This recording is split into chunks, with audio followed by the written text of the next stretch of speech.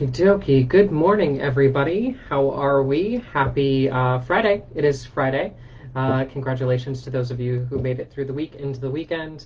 And let's keep trucking to all those who work on the weekends. And yeah, it is also the start of October, so happy October since the last time we chatted.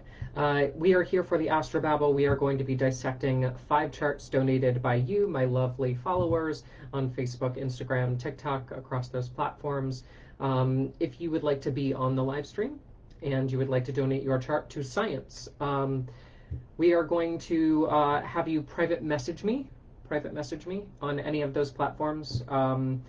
Your birth date, your birthplace, your exact birth time. Those are the 3 things that I need to run an accurate birth chart.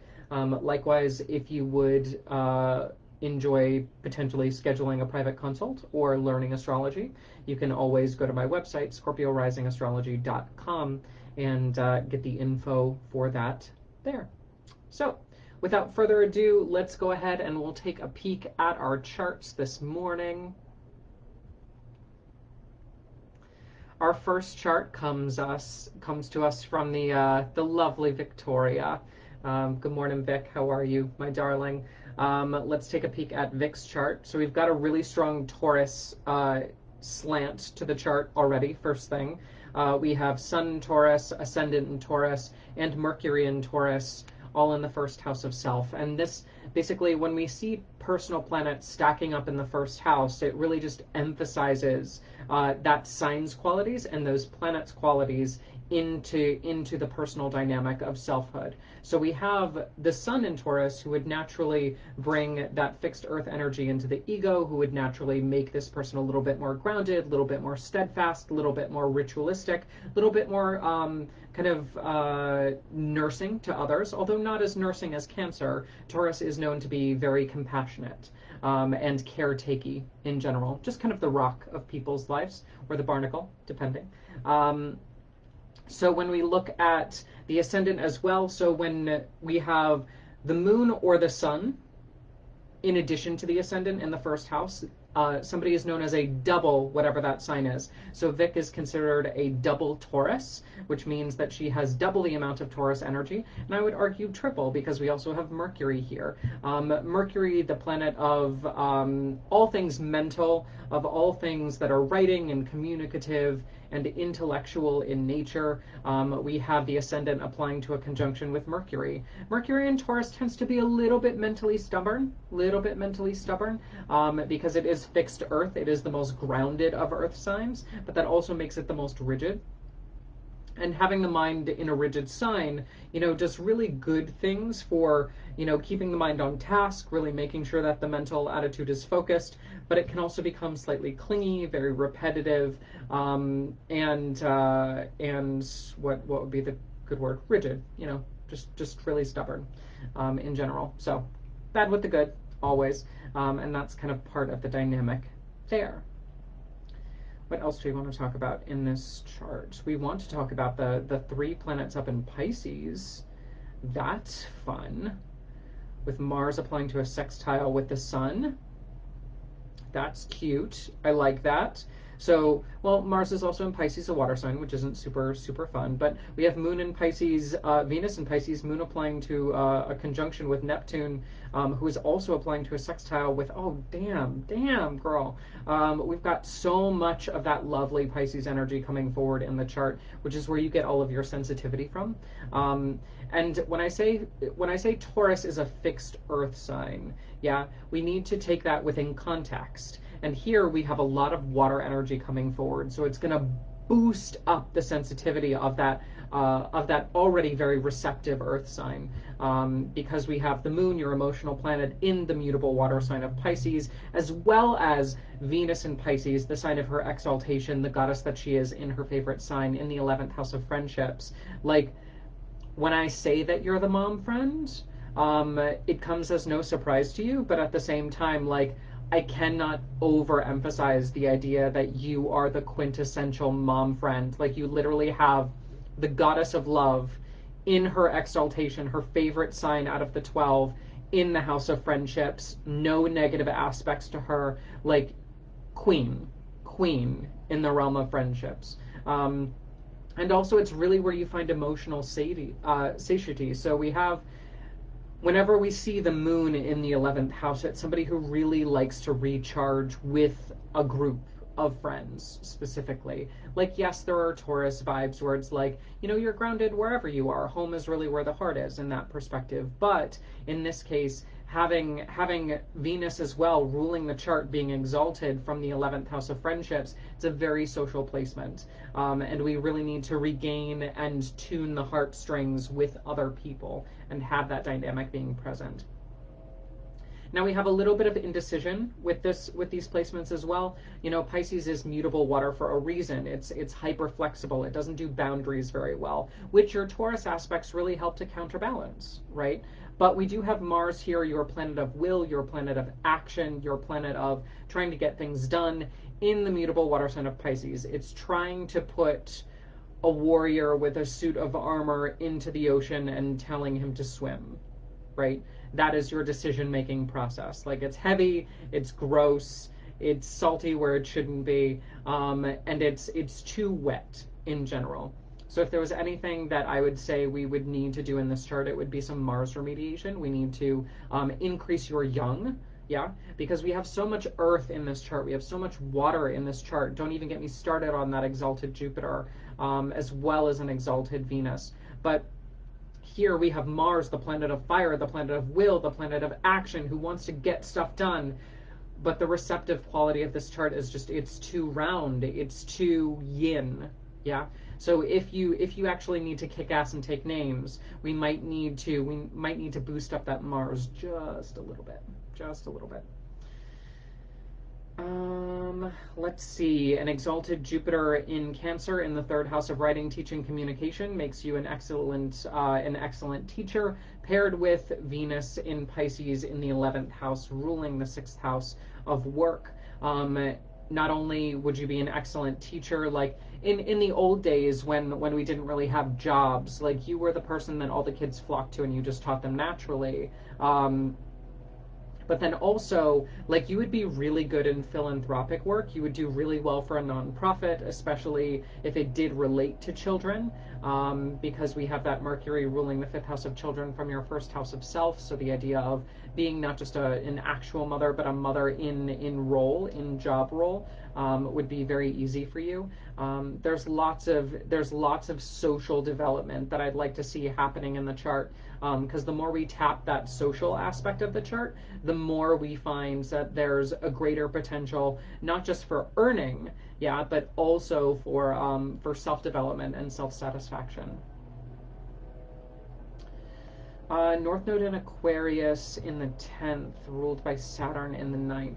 One of the things that is interesting about the life journey that's coming forward is it is ruled by Saturn. So when we hit 30, yeah, we have our first Saturn return, which you just experienced and are continuing to experience as Saturn kind of steamrolls back over your Saturn placement, which is not nice. It's not pretty at all. But when we have our first Saturn return, for you, it's going to be a big clarity of life's purpose, because your North Node is in Aquarius in the 10th. And I think that one of the things you're starting to realize is that you need to be more public. You need to be more forward. You need to be taking a little bit more of an active role in what's happening. And if you don't take that social, that active, that more kind of face forward role as you move forward, then you're going to be doing yourself a great disservice. And where will you be doing yourself a great disservice? Not just in your life's purpose, but also in the 9th house where Saturn is, which is going to be the house of spirituality, of higher education, so college level and above education, foreigners, and travel. So that house will be diminished if you do not continue to take those more socially forward roles.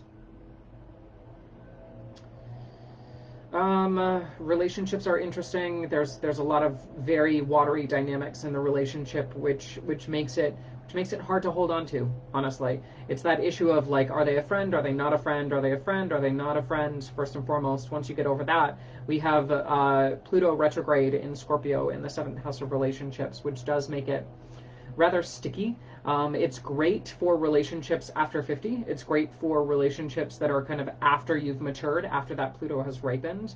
But in the meantime, until you tap into your own personal power, until you activate some of those Saturnian life lessons, Pluto is actually going to be rather detrimental and somewhat toxic to the relationship dynamic. So we just need to keep an eye out for that and really make sure that we understand, like, friends can be lovers and lovers can be friends, but to lock somebody down in a fixed water relationship where it's like your emotions are now mine, that's toxic development, and Pluto wants to guard against that. So, thank you, Vic. Thank you. Love you so much. Thank you for donating your chart to the live stream. It's been a pleasure. Um, glad you enjoyed it. Glad you're nodding for real, for real. Okie dokie. So let's move on to Jennifer. Jennifer, good morning. Cheers. How are you? I got my little pumpkin spice latte because it's officially fall because it's cold in Florida. Lord, don't get to say that very often. So let's take a peek at Jennifer's chart. So Jen has a Gemini ascendant. Jen has Gemini ascendant. A little bit of a tongue twister this morning.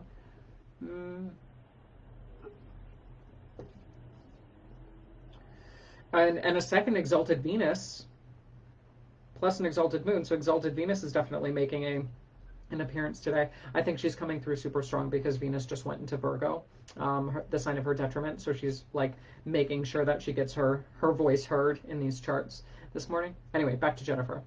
So we have Gemini ascendant, which, although we have Sun in Aquarius, darling, so you are technically an Aquarius, right? We also have this very airy ascendant, and so that makes you a double air sign, which we need to understand the idea of what air means to you. It's the element of intellect. It's the element of communication. It's the element of swiftness of mind.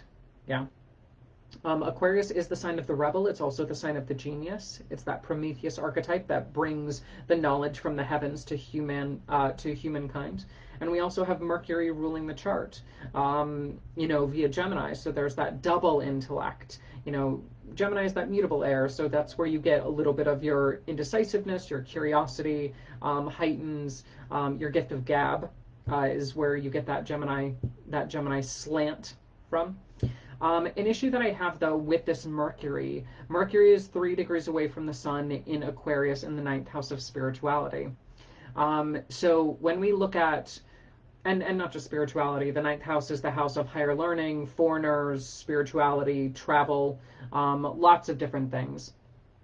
But to have Mercury here not only means that those qualities are going to be very important to you, but it also means that Mercury is technically combust the sun. And we don't like that, because that means Mercury is kind of burning up and cannot be seen because the sun is kind of like eclipsing Mercury, right? So we have a little bit of ego involvement that's in the 9th house, and the ego needs to be checked in the realm of higher education, spirituality, foreigners, and travel. Those aspects, the sun will tend to take the lead, and that Aquarius will be like, I'm the best in that area, and we really need to tone that down and take better notes and clarify communication and really make sure that that Mercury is leveraged and not just the ego of the sun's kind of superficial ownership of that space. Let's see, where else do we want to go from here? Oh, crap. Oh, crap, honey. Yeah, so we have an exalted Venus in Pisces, which is great. She's lovely. Goddess of love in her exaltation in Pisces in the 10th house of success. Mwah, fabulous. Except there are exceptions to this little helpful spot in the chart, because Venus is also being besieged on either side via opposition from Jupiter and Mars. So down here in the 4th house of family, we have Jupiter retrograde in Virgo, Mars retrograde in Virgo, opposing on either side Venus in Pisces. Now, Jupiter is ruling Venus, so there is a little bit of a semi-helpful slant there, but it's the idea that we have 2 personal planets that are basically saying no to that Venus. And I think part of your life's journey is about embracing that Venusian archetype, is about really kind of striving to be the goddess that you are. However, the big detriment to that is going to be this Jupiter and Mars, two masculine planets that tend to get rather full of themselves rather quickly. Jupiter tends to blow things out of proportion, and is retrograde. So it's the idea of kind of drama backsliding you into old patterns. And then also Mars in Virgo retrograde, who wants to move forward but can't because the details, like the details are too much for the mind to process. But Venus in Pisces is all about spiritual alignment. She says we don't need to know about the details. The universe will sort out the details for us. Let's just move forward and allow our faith to catch us. Mars hates that. Mars absolutely hates that idea, especially in Virgo. So another big part of this is that this whole kind of counterbalance is happening in the fourth house of family. So we have family issues, we have karmic issues, we have things that are not necessarily copacetic in the fourth house of family. We have the family dynamic, which especially we have Saturn retrograde in Virgo here too, like the rules, the restrictions, the self-deprecation, the monotony of details and rules and expectations. Like it's all so terribly toxic. But I think this is the way that it's supposed to work. Like that's the old skin, and you're supposed to be shedding that to come into your power as Venus in Pisces, is the strongest aspect of your chart. And that will really free up a lot of your emotions. So we'll get to your moon in a second. But I think that that's probably the biggest struggle of your chart that I would like you to do. And here's kind of my tip for any clients that I work with, and for students who are dealing with fourth house family stuff, especially fourth house, 10th house stuff, because it's literally how family is holding you back from achieving your dreams. And even if they're not physically present in your life, they still are spiritually and karmically kind of holding you back. And that's what we need to kind of focus on remediation with. So I would highly encourage you to set up an ancestor altar, put photos or images of your family on that altar, make offerings to that altar, heal those relationships, potentially place an image of the divine masculine, divine feminine on that altar to continue to mend those relationships, not through the physical father, but through the divine father, not through the physical mother, but through the divine mother, that kind of stuff, and begin to heal the family lineage, heal the bloodline. Yeah. Siphon and purify the bloodline spiritually, and that will help to free the Venus by taking care of the Jupiter and Mars situation. And that will also help with the work stuff. That will also help with the relationship stuff. That will also help with the friendship stuff. And then where's Sag? Yeah, relationship stuff, work stuff. Yeah. And career stuff. I mean, it'll help so many areas of your life. So take that little thing and run with it. Now, one of the other things that we need to understand is we have an exalted moon, which is great, moon in Taurus here in the 12th house, but the moon is in the 12th house. The 12th house is sticky. Yeah. It's the house of hidden enemies. It's the house of death and rebirth. It's the house that people go to cook spiritually. It's the house of things like jails and hospitals, but also kind of rehab facilities and retreats, yeah, where people go to change, yeah, and sometimes they make it out and sometimes they don't, and sometimes they have a physical death and sometimes they have a metaphysical death, and your moon in Taurus is very much attached to that process. It can mean at its worst expression that your emotions will get the best of you and your emotions will be your own hidden enemy. At its best, though, you'd make a great counselor. You'd make a great counselor, my dear. Having a moon in Taurus in the 12th is like being the literal rock for people going through that process of self-healing. And especially with your exalted Venus in the 10th ruling that moon from the 12th, like you would be a superb guide and guardian. Like you would be so good at that process. Even if you're just like working retail, like you helping people through their life drama through not just your example, especially working through your own fourth house family karmic nonsense, but then also like you just being able to reach into that space emotionally, pull up those emotions for other people and walk them through why things are this way or why things are not okay or, XYZ. So just beautiful, beautiful transition. I love that. I love that so much for you. Um, yeah, as I kind of hinted to before, relationships are a little bit sticky because that Jupiter retrograde opposing Venus, and ruling the seventh house where Neptune is present. You know, at its worst, it's going to be you're attracted to people who are constantly running from their own issues, who are embracing the archetype of the fool a little bit too heavily, who potentially have addiction issues because of Neptune in Sagittarius, the sign of the liver.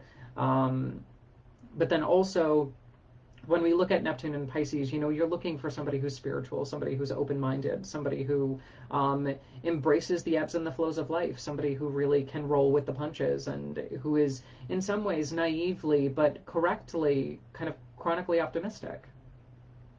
So I like that for you. And also you'll earn a lot more money doing the life development stuff, the guide stuff, the counseling stuff, more so than you would any other profession. Like, you could work in real estate, you could work from home, you could do all these things. But I really think that because the moon in Taurus is ruling your second house from the 12th house of hospitalizations, jails, rehabs, karmic healing, like, there's so much there for you to tap into. Excellent. Thank you, Jennifer. I appreciate you donating your chart to the live stream. Good morning, good morning, good morning. Called out, Jen. Yep, I called you out. That's what we do here in astrology land. I joke about that, but seriously, y'all, like, some of my clients, they do that kind of like blink, blink, blink, blink thing, and they're like, how did you just unpack things that I've spent decades trying to figure out in 2 seconds just looking at my chart? I'm like, honey, that's what astrology does. Like, and me as a therapist, and me, or not as a therapist, as a massage therapist, like, my clients constantly are trying to help me understand that, like, the work that I'm particularly attracted to does call people out. Like, I do call people out with my astrology, but it's always for the sake of self-growth, and it's always for the sake of helping people live their best lives. And I just think that the astrology chart in general is just such a beautiful way to just be like, well, bam, like, let's get to that hard stuff. Let's crack open the core and start to sift things out, because you do not deserve anything less than immediate healing. Yeah, that is my message. Anyway, so let's talk about Tucker. Tucker, cheers. How you doing, hun? Good to see you, even if it's virtually. Let's take a peek at your chart, my good sir. The grandiosity of it. Ooh, and the fierceness of mind.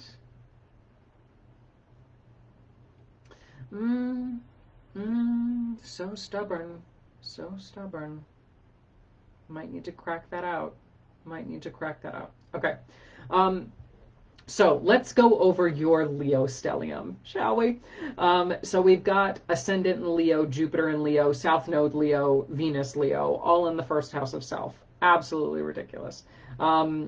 When we have both benefics in the first house, like, it does bestow luck. It does bestow a certain level of, like, grace, for lack of a better word.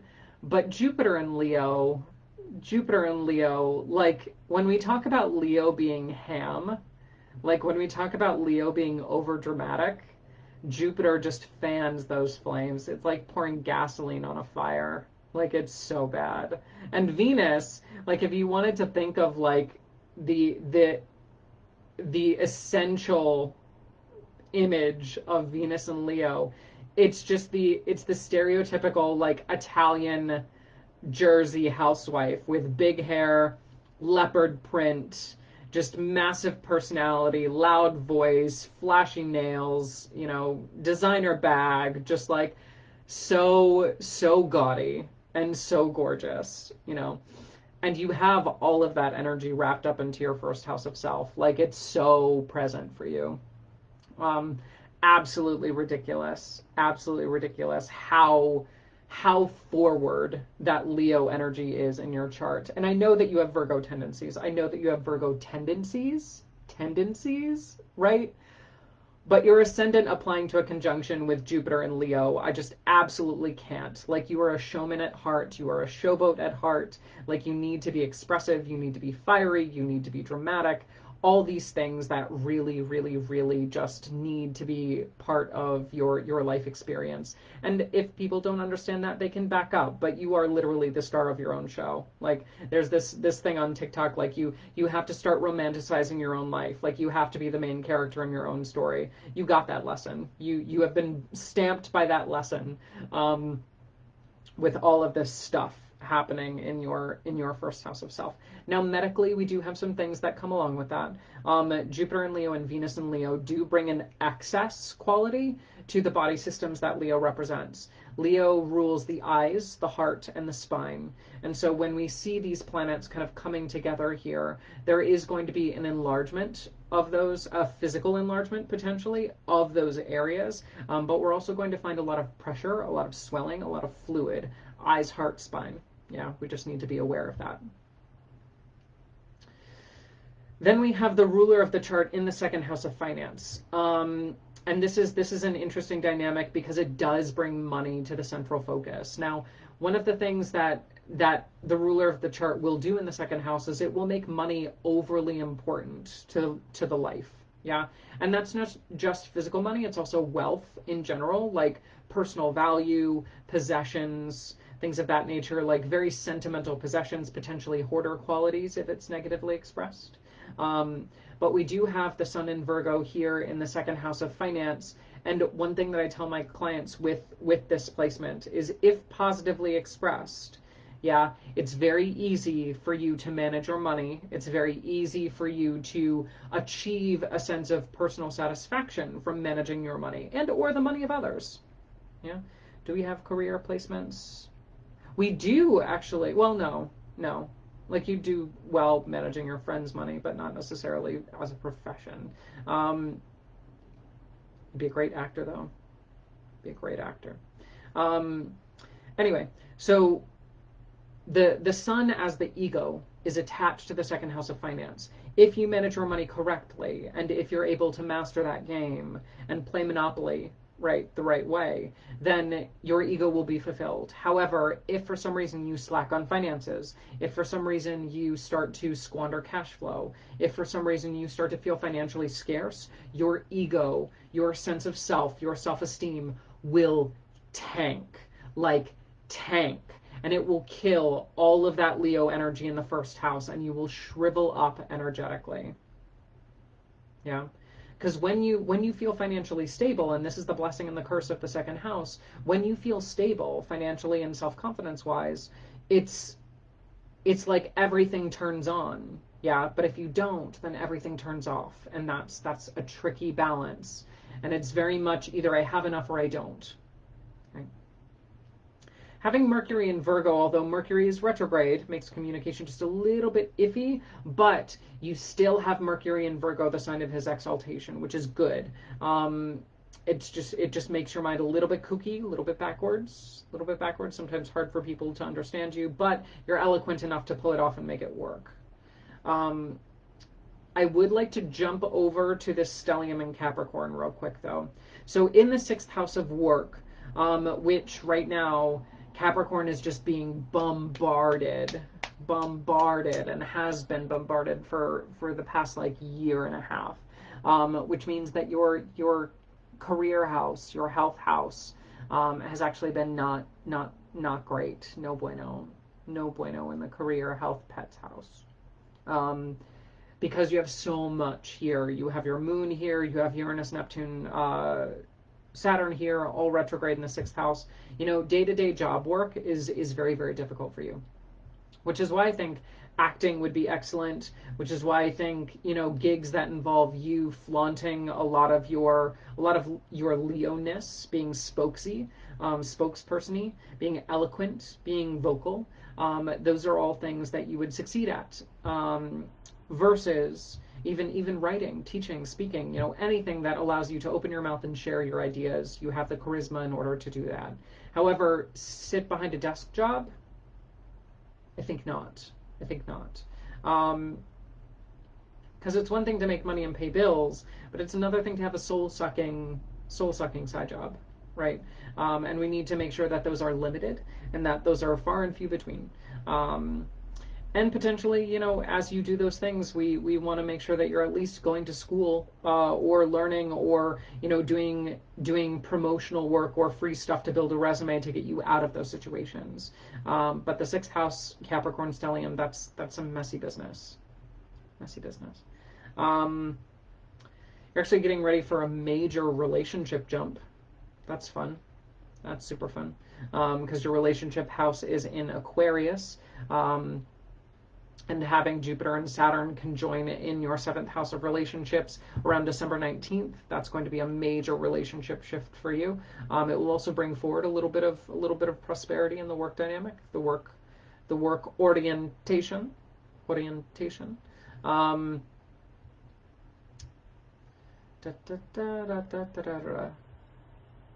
else do we want to go? Yeah, there's family nonsense. Yeah, there's family bullshit. But I really think that your Leo side just doesn't care. Like your Leo side can shine bright above any of the financial dynamics that potentially would involve family. But I think that at your worst, one of the things that you can really use as a guidepost, as a guide marker, is whether or not you start to sink back into the family drama. If you start to sink back into the family drama, your self-esteem has gone too low. Yeah. Anyway. That is that. Tucker, if you understand those particular aspects of you, you will do great. So, thank you. Thank you for donating your charts to the live stream. I very, very much appreciate it. Okay. Let's see. Where do we go from here? We are going to Wendy. Wendy, cheers, my darling. How are you?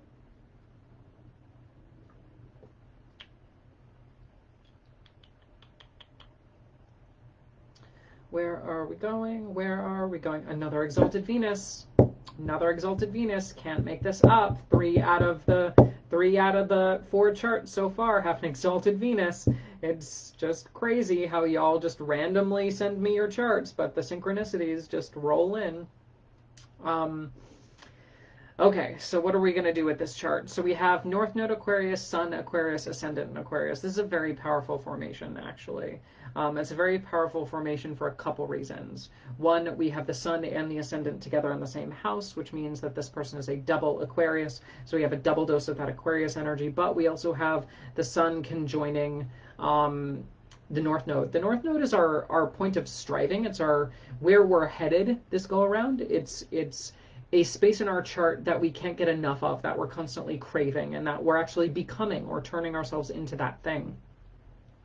And for you to have your ascendant, your core personality, and your sun, your egoic personality, or how you radiate that personality out into the world, both in Aquarius and the North Node in the first house, which is kind of like you striving to become you, yeah, it's a really powerful kind of 3-point link up. I like that. It's about you forming a solid identity. It's about you becoming the archetype of Aquarius. And Aquarius, like being the rebel, yeah, being the genius, yeah, being the quirky one, you know, all these things that Aquarius would represent. I would highly, highly recommend you research Aquarius and understand that that is just who you are and who you are becoming. Yeah. Then we have Saturn and Taurus ruling the chart retrograde from the 4th house. Blah, I don't like it. Now it's not bad. It's not bad. It's heavy. It's so heavy, Wendy. So heavy. You've put the ruler of your chart in the 4th house of family, which means that, you know, you're here for family until the day you die. However, you have decided to put the heaviest astrological placement that ever could exist in this 4th house. Like, you've weighed it down so heavily with just excessive amounts of rigidness and stubbornness. Because Saturn, the Lord of Restriction, in the fixed Earth sign of Taurus, retrograde at one of his slowest points in the cycle, like, you've basically decided to put an anvil in this house and say, this is the rock that I will die on, is family. Family stuff all the way. There's no moving it. It will not be moved. I will not move it. You will not move it. We are doing this thing. And I think that that's a powerful move. I also think that that's a very tricky move for you to do. So just taking that into consideration. Also, Saturn returns. Saturn returns are going to be fun for you, or have been. When we hit about 30 and when we hit about 60, kind of 28 to 30, 58 to 60-ish, depending on where they're at. There's just this really, really strong family dynamic. And the minute that you think that you're done with it, surprise, you're not done with it. It's crazy.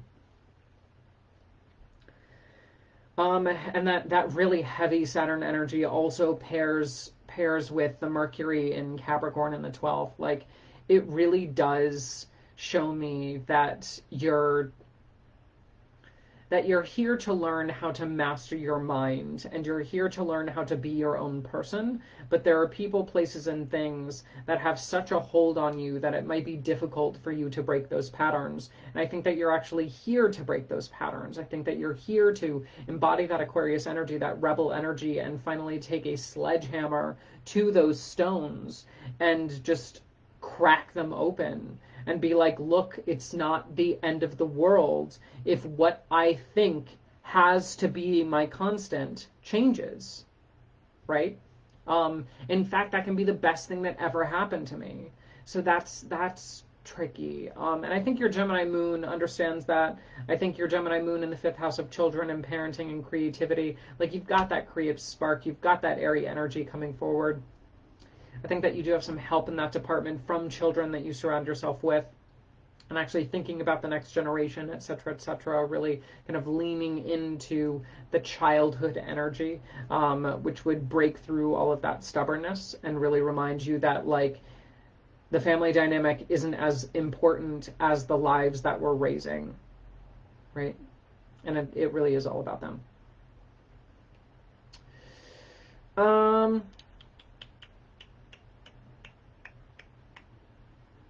Again, all the relationships, all the core relationships, like spousal relationships, family relationships, they just tend to be too close for comfort, in my opinion. Too sticky, too tricky. You just need to be very careful with those in your chart, because you tend to assume you tend to give them a lot of your power without not necessarily realizing that you've done so. Because again, you believe that things should be a certain way. And if you believe that things should be a certain way, then you're pushing responsibility and you're pushing energy onto these people, which they might not necessarily deserve. Okay. However, one thing that I would like to emphasize is the idea that your friendships are super strong. Your friendships are so strong, my dear. You have the best luck when it comes to friends. Jupiter in Sagittarius, Neptune in Sagittarius in the 11th house, like, that's some fun friendship stuff. I enjoy it. So when in doubt, trade in your family, trade in your spouse for some good quality friends. Money will also come from friendships and groups and philanthropic efforts. There's a big, good synastry that's happening between Jupiter and Sag, and Jupiter ruling exalted Venus in the 2nd of finance. Money will never really be an issue, especially because you're surrounded by people who potentially have a lot of money. So that's kind of something to be aware of. At its worst expression, you might actually spend too much money on friendships or try to buy friendships. However, at its best expression, you're surrounded by people who have a lot of wealth, have a lot of influence, and you're able to not necessarily manipulate, but to align yourself with those resources in a way that also attracts wealth to you.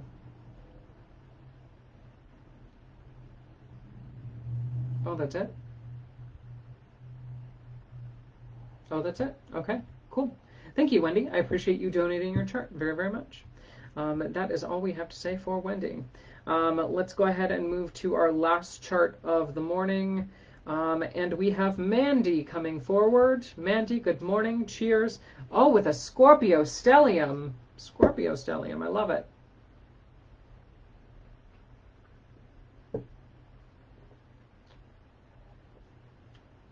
On second thought, I am loving it less. I am loving it less, Mandy.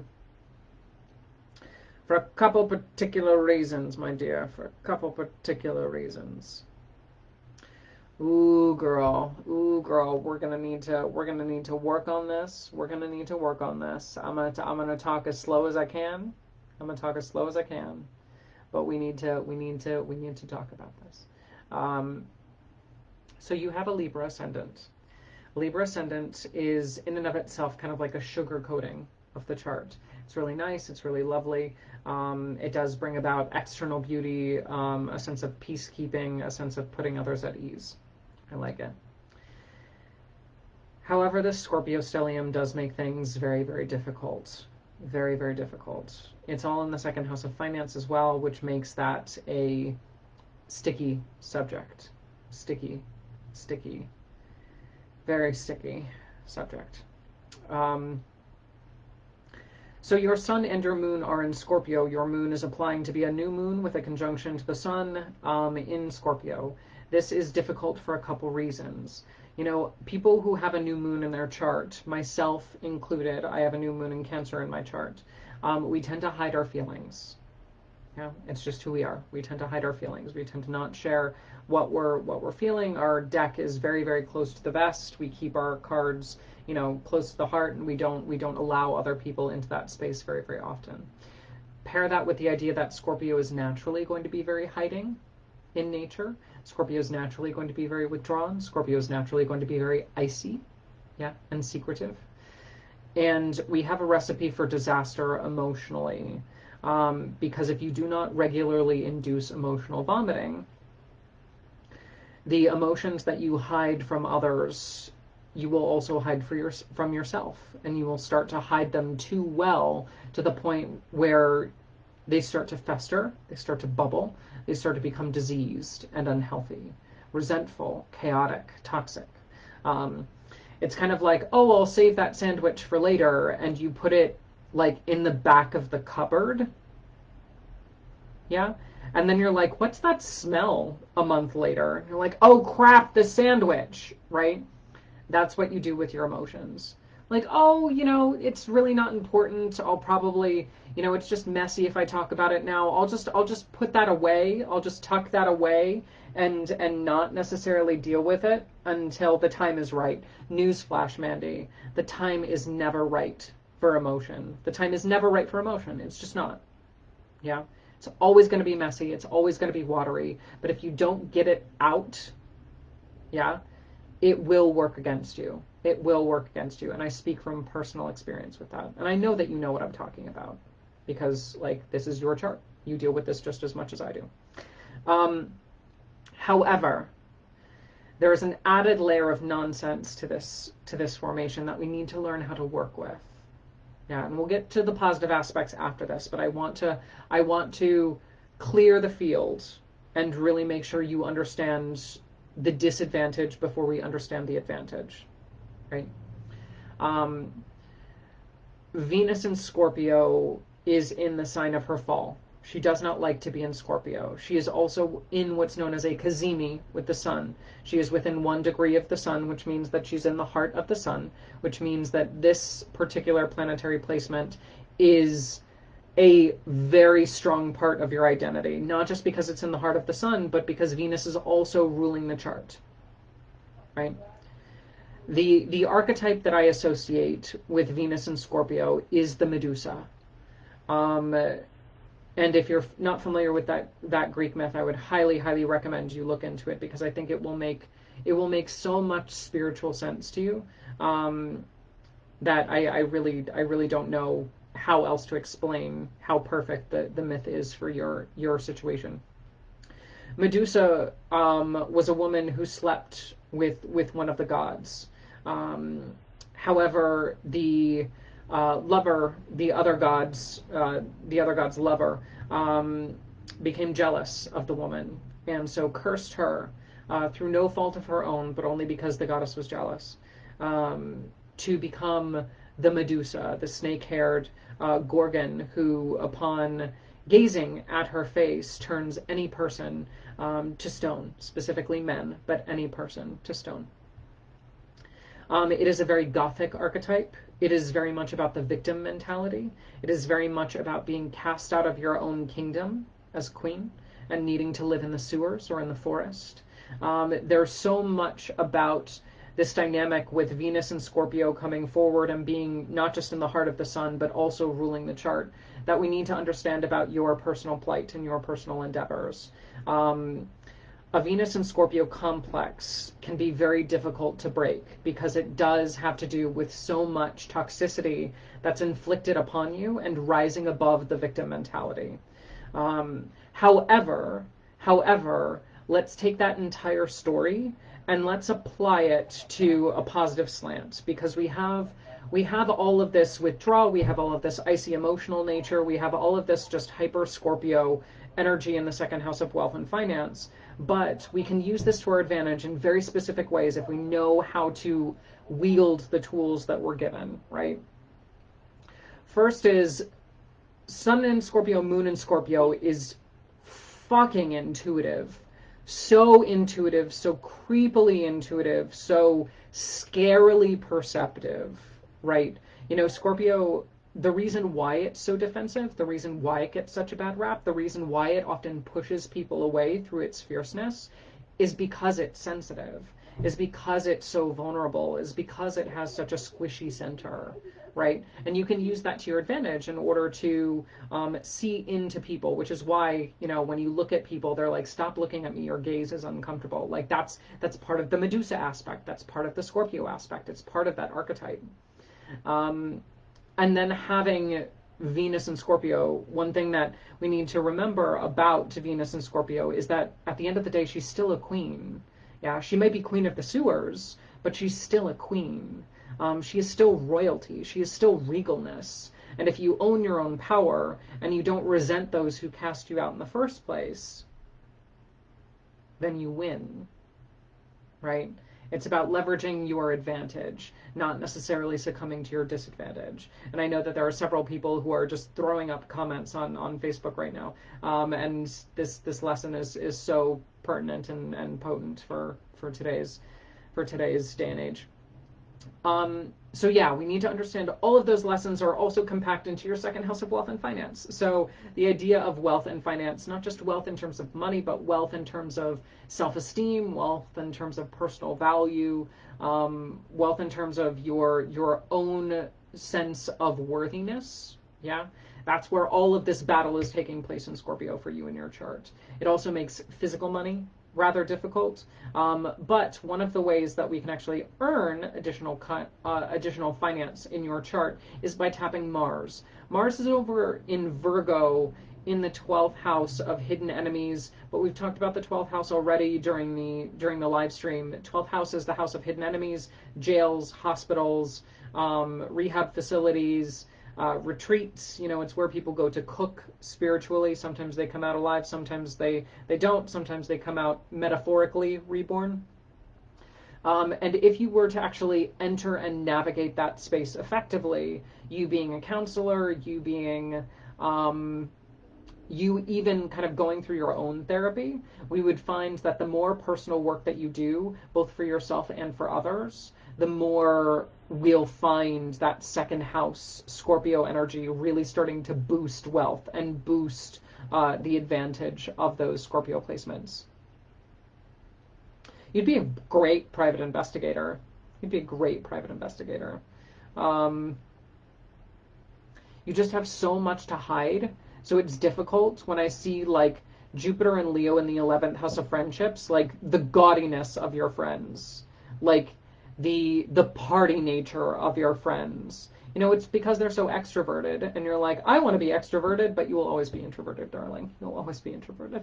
It's just a thing. You're stamped with that quality. It's nice to look at other people and see their example and kind of like allow their extrovertedness to rub off on you, because that's one thing that water signs do is we adapt really well. But you will never be the Jupiter and Leo that your friends are, unfortunately. However, you can use that to your advantage. One of the reasons why I think you'd be a great private detective is because we have Saturn in Pisces retrograde in the sixth. Like, it's another very secretive placement, but it is being ruled by that Jupiter in the social house of the 11th house of friendships. You know, you have the potential career-wise to be very well connected, to be quite the socialite. It's that.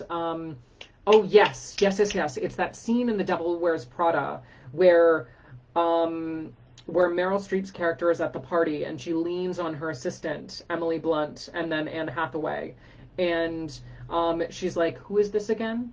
And Emily Blunt's character stumbles, but Anne Hathaway's, you know, they've memorized this book of people with important key facts that are about who they are.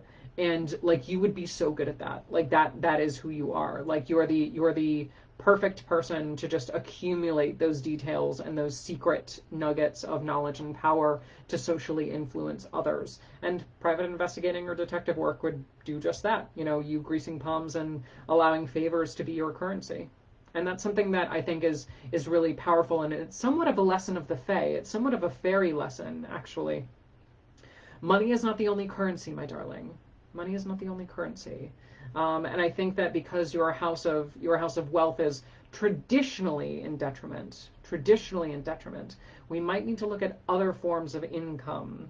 And that can be bartering, that can be trading, and those tradings and barterings can be secrets and favors. It doesn't necessarily need to be things that are related to direct income and taxable monies. Let's see. Where else do we want to go? Yeah, you better learn how to heal yourself and others. You better lean on that 12th house of self-development, because your Mars in Virgo is ruling that 7th house of relationships. You're attracted to the people who are broken and who are doing the same work that you're doing. So if you're not constantly with a self-help book in your hands, relationships will be constantly difficult because they'll repeat the same patterns that you haven't broken yet. But if you find somebody who's really good at self-development, who's really respectful of their own journey, respectful of their own process, who's doing a lot of the internal work as well, then that's going to be a good partnership. Yeah, that's it. I think that's all we're gonna talk about today. But thank you, Mandy. That was a very intense last chart, and I wish you the best. I truly do. If you have other questions or would like to go a little bit more in depth, we can always work one-on-one. But that's thank you for donating your chart. That's a beautiful pairing of lessons to bring forward this morning. Okie dokie. So let's go ahead and wrap it up for this morning. Thank you, everybody, for joining. I very much appreciate you tuning into the live stream. We will do this again on Monday. We do this Monday, Wednesday, Friday at 10:30 a.m. Eastern Standard Time. If you would like to be a part of the live stream, please feel free to private message me your birth date, birthplace, exact birth time. We will add you to the list. If you would like to work with me privately and schedule a consultation or learn astrology, you can always go to ScorpioRisingAstrology.com, which is my website. I have lots of digital classes for you to download, things on like herbal energetics, basics of astrology, medical astrology stuff, always fun. And then we can always kind of delve into your chart and take some time to actually unpack some of your life lessons. But until next time, happy Friday, and may the stars be ever in your favor.